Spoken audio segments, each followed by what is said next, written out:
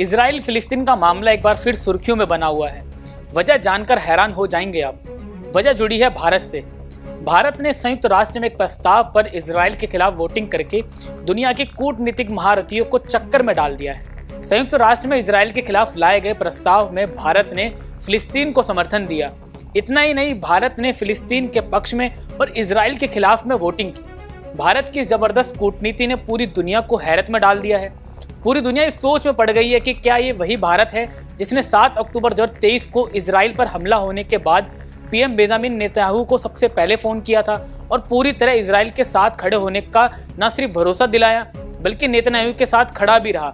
इससे पहले संयुक्त राष्ट्र में इजराइल के खिलाफ पहले भी कई प्रस्ताव लाए गए, लेकिन भारत ने तब या तो इजराइल के पक्ष में वोटिंग की या फिर मतदान प्रक्रिया से दूर रहा। मगर इस बार भारत खुले तौर पर इजराइल के खिलाफ वोटिंग में फिलिस्तीन के साथ खड़ा नजर आया। दरअसल दुनिया अब सोच रही होगी कि पीएम मोदी की कौन सी ऐसी डिप्लोमेसी है जिससे वे पक्ष और विपक्ष दोनों को साध लेते हैं। प्रधानमंत्री मोदी के इस करिश्माई नेतृत्व की हर तरफ चर्चा है। खास बात यह रही कि इस प्रस्ताव पर फिलिस्तीन के पक्ष में खड़े होने के बावजूद इजराइल ने भारत से कोई नाराजगी जाहिर नहीं की।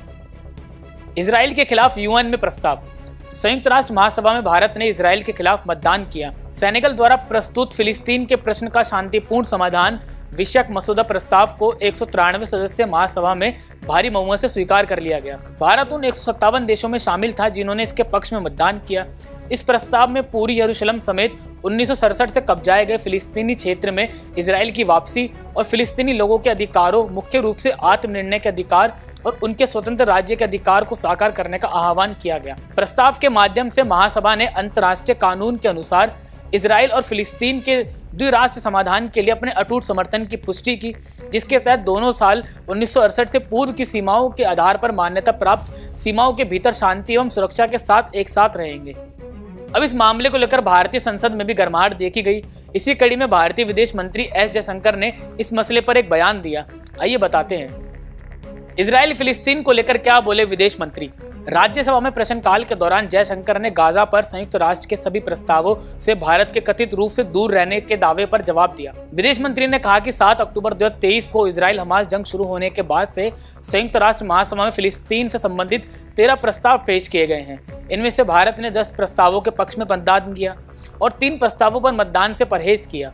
उन्होंने आगे कहा कि इजराइल फिलिस्तीन संघर्ष खत्म करने के लिए भारत 2 स्टेट सॉल्यूशन यानी अलग फिलिस्तीन देश बनाए जाने के फैसले के समर्थन पर कायम है। हालांकि विदेश मंत्री ने यह भी कहा कि इजरायली बंधकों के मुद्दे को भी कम नहीं आंका जा सकता या इसे नजरअंदाज नहीं किया जा सकता। इजराइल के साथ डिफेंस पार्टनरशिप का बचाव करते हुए जयशंकर ने कहा कि इजराइल ऐसा देश है जिसके साथ राष्ट्रीय सुरक्षा में सहयोग का हमारा मजबूत रिकॉर्ड है। इजराइल उस वक्त भी हमारे साथ खड़ा रहा जब हमारी राष्ट्रीय सुरक्षा खतरे में थी। जयशंकर ने कहा कि हम जब कोई फैसला लेंगे तो बड़े मुद्दों को ध्यान में रखेंगे, लेकिन अपनी राष्ट्रीय सुरक्षा का हित भी देखेंगे। बहरहाल गाजा में हालातों में अभी भी ज्यादा सुधार नहीं है। भारत और इजराइल के बीच काफी पुराने रक्षा संबंध रहे हैं। पाकिस्तान और चीन के साथ हुए युद्धों में इजराइल ने भारत की मदद की थी। ये वह दौर था जब भारत को हथियारों की सख्त जरूरत थी। खैर, भारत की विदेश नीति को सभी जानते हैं। इसमें इतना तो तय है कि भारत कोई भी ऐसा कदम नहीं उठाएगा जिससे भारत के विदेश संबंध खराब हों। फिलहाल के लिए इतना ही। मैं सचिन, आप मेरे साथ देख रहे हैं पंजाब केसरी टीवी। नमस्कार। हमसे जुड़े रहने के लिए हमारे YouTube चैनल को सब्सक्राइब करें और नई वीडियो की नोटिफिकेशन के लिए बेल आइकॉन को दबाएं।